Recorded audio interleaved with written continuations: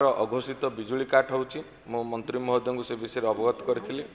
गोटे SHG group April 2 तारिख दिन तांकर पत्र थाली करेन्ट 6000 टका डिपोजिट कले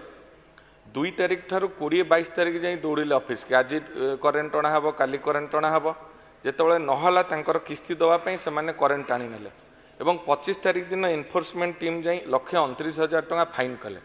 एवं से जेतेबेले मते आसी अवगत करेले मु विभागीय एसी एवं एक्जिक्यूटिव इंजीनियर एवं एसडीएम को अवगत कली से कहले आमे पारिबो नै एनफोर्समेंट टीम करिछि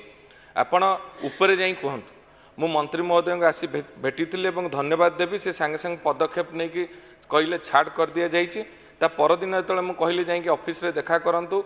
एवं करेन्ट नियंतु जेतले ऑफिस गले पुणी कहले आ 29,000 टका डिपोजिट करिया पड़ियो गोटे एसएचजी ग्रुप प्रति को भली अन्याय विचार हैला जेतले मु पुणी एसडीएम महोदय को जनइली से कहले आमे पारिबो नै आपण पुणी ऊपर कहंतु एवं ऊपर कहला परे मंत्री को कार्यालय रे कहला परे संपूर्ण छाड़ करा गला किंतु ये जो मनोभाव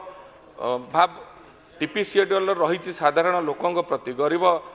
हिताधिकारी प्रति बारंबार जो हैरान हरकत करा जाउछि एवं तांको शोषण करा जाउछि एथिप्रति मंत्री महोदय गुरुतर सहित विचार करिवे एवं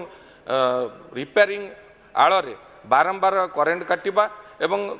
तार गुड़ाक बहु निम्न तलगामी हो जाए।